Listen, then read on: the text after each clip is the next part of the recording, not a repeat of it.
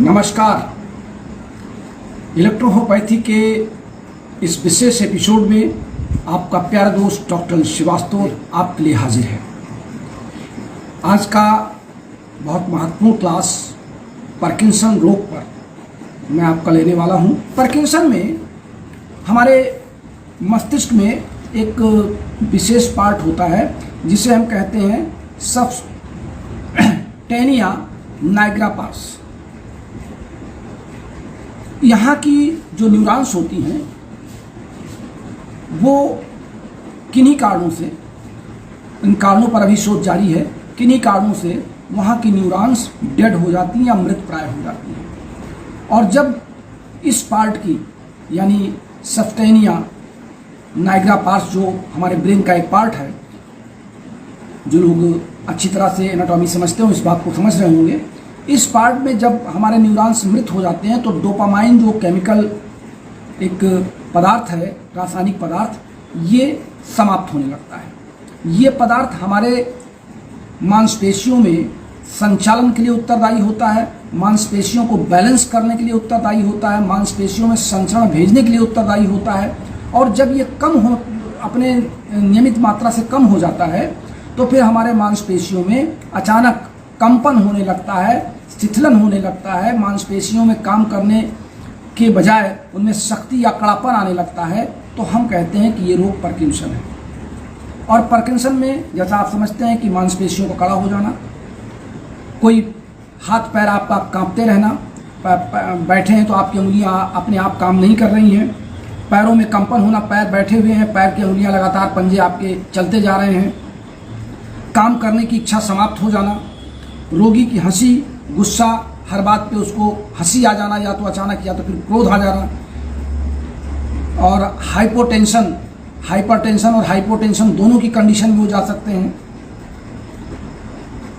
Brain में विभिन्न प्रकार के मस्तिष्क के रोग उनको डेवलप कर जाते हैं। सोचने की, समझने की क्षमता, भूलने की क्षमता ज़्यादा होने लगती है, पेशाब की कमी होने लगती है, पसीना नहीं होता है, कॉन्स्टिपेशन बढ़ जाता है, आँखों में सदा जो उनकी आँखें होती हैं, पार्किंसन रोगी की सबसे बड़ी पहचान होती है, आँखें एक बैक खुली की खुली रहती हैं, पलकें कम झपकती हैं। हमारी आपकी पलकें चलती रहती हैं, उनकी पलकों में गिरना उठना कम हो जाता है। ये सारे के सारे जो कार्य हैं ये डोपामाइन की कमी के कारण होते हैं। और कोई भी वस्तु है वो हाथ से स्थिर नहीं पकड़ पाते हैं। तो ये जो रोग होता है ये पार्किंसन का है। अब चूंकि इलेक्ट्रोहोपैथी में रोग एक ही है, ये तो नाम हमने आपको मॉडर्न ट्रीटमेंट के आधार पर बता दिया कि पार्किंसन रोग है, लेकिन हम लोग चूंकि रोगी की शिकायत के आधार पे अंगों और सिस्टम का चुनाव करते हैं, तो ये पूरा का पूरा रोग हमारे मस्तिष्क डिपार्टमेंट जो हमारा ये पूरा है, क्रेनियल नर्व और स्पाइनल नर्व के जो फंक्शन है, उस पूरे के पूरे क्रिया पर ये प्रभाव डालता है। और तब इलेक्ट्रोहोपैथी में हमको इसी से संबंधित औषधियों का चुनाव करना पड़ता है। अब आप जानते हैं कि इलेक्ट्रोहोपैथी में CNS, जिसमें 6 दवाएं मिली, हमारे तमाम साथी बार बार CNS में सवाल करते हैं, हालांकि आप सवाल नहीं आ रहे हैं और लोगों ने CNS का प्रभाव देखना भी शुरू कर दिया है। CNS में हमारी 6 दवाएं मिली हैं। CNS क्रॉनिक अलग है, CNS एक्यूट अलग है और CNS रनर अलग है। CNS में F1, DEN1, S5, C5, L1, A3 ये 6 दवाएं बराबर अनुपात में मिलाई गई हैं। ये क्रॉनिक के लिए है। और पार्किंसन क्रॉनिक भी होता है। एक्यूट में तो पार्किंसन के रोग बहुत कम समझ में आते हैं, लेकिन क्रॉनिक होता है, साथ ही हमको CNS में यही 6 दवाओं को मिलाना है। और इसमें हम WE मिला देते हैं। तो जब हम CNS प्लस WE देते हैं रोगी को दिन में 3 बार, सुबह खाली पेट, दोपहर में सोते समय और रात में सोते समय, तो रोगी अपने आप को अच्छी नींद लेता है, अपने रोग से अपने मस्तिष्क को दूर करता है, उसको सोचने समझने की क्षमता में वृद्धि होती है।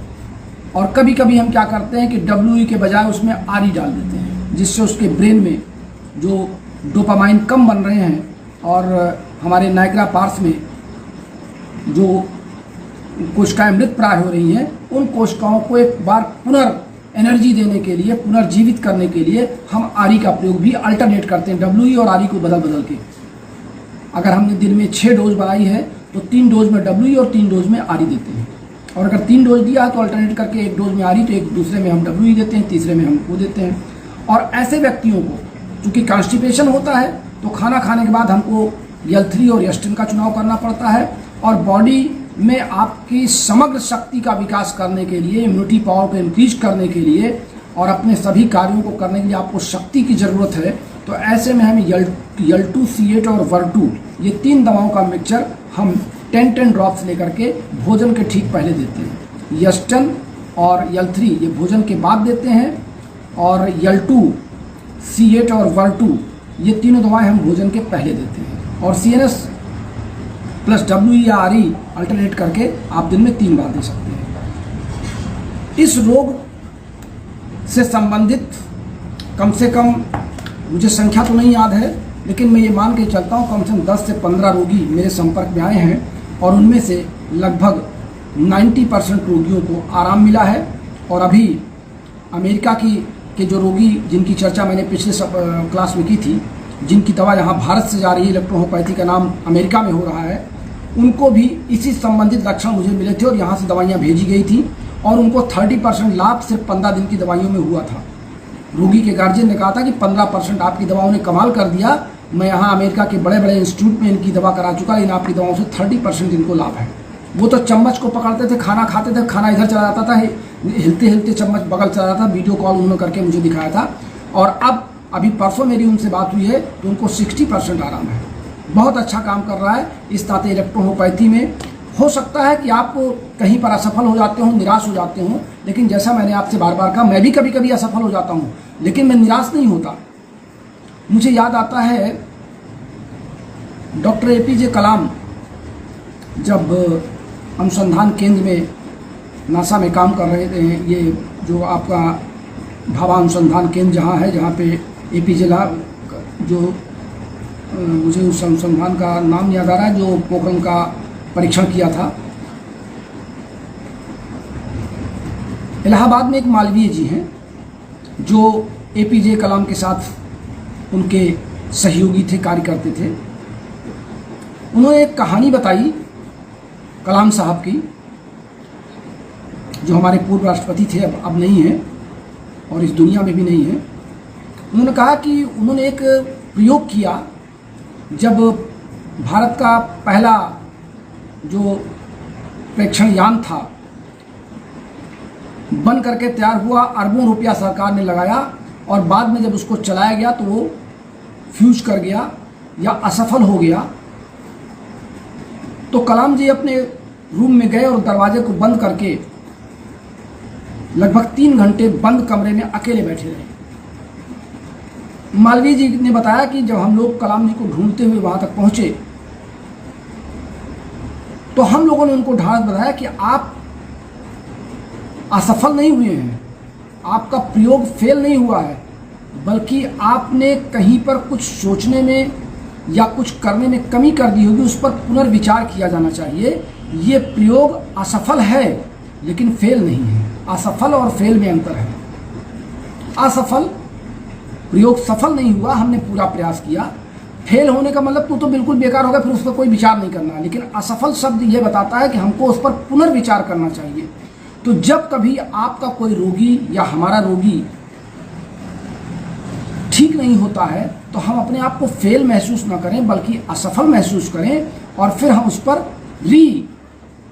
थिंकिंग करें, पुनर्विचार करें और दवाओं के डोज पर या रोगी के उस रोग पर पुनर्विचार करें तो हम निश्चित रूप से अपने रोगियों पर सफलता पा सकते हैं। बस आज के लिए इतना ही।